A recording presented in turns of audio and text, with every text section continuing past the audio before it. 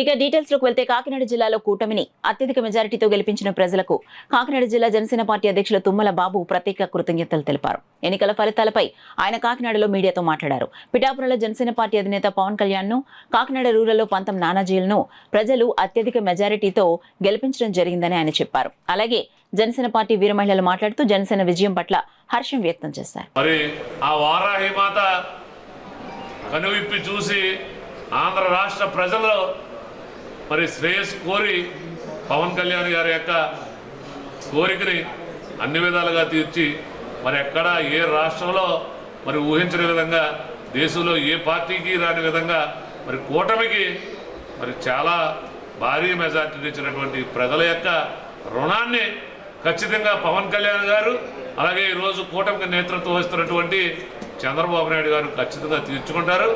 ఏదైతే ప్రజలు ఈరోజు వారిని నమ్మి ఇంత మెజార్టీ ఇచ్చారో ఖచ్చితంగా ప్రజల యొక్క ఏదైతే అభిప్రాయాలు ఉన్నాయో ప్రజా అభిప్రాయానికి అనుగుణంగానే ఈ కొత్త ప్రభుత్వం పనిచేస్తుంది. దానికి జనసేన పూర్తి సహాయ సహకారాలు అందిస్తుంది.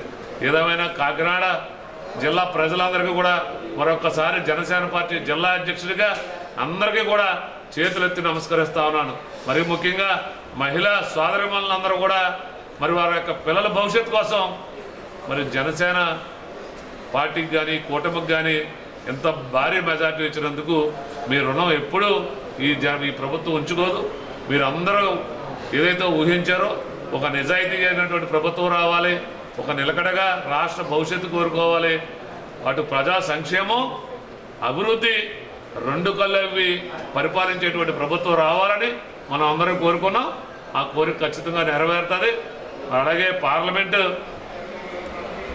మరి తంగెలో ఉదయ శ్రీనివాస్ గారిని కూడా 2 లక్షల పైచీలకు మెజార్టీతో గెలిపించారు ఈ కాకినాడ జిల్లా ప్రజలు, కాకినాడ పార్లమెంట్ ప్రజలు.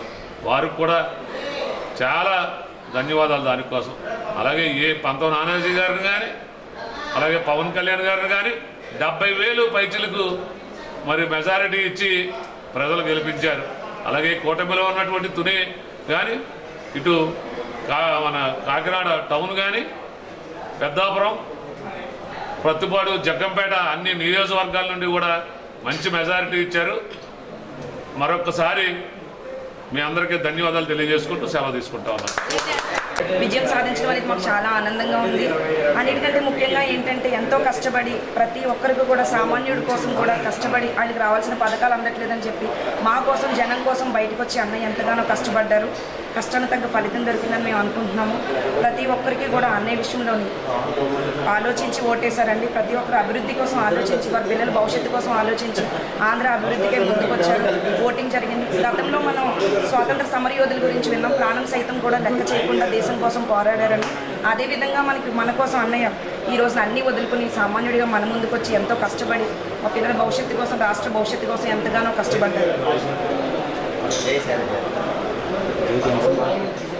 మా ఈ సంతోషాన్ని మేమందరం కూడా ఎంతగానో ఘనంగా జరుపుకుంటున్నాం అండి. ఆంధ్రాకి అభివృద్ధి వచ్చింది, రేపటి నుంచి రోజులు మారుతాయని ఖచ్చితంగా మేము అనుకున్నాం. ఈ అవకాశం ఇచ్చిన థ్యాంక్స్.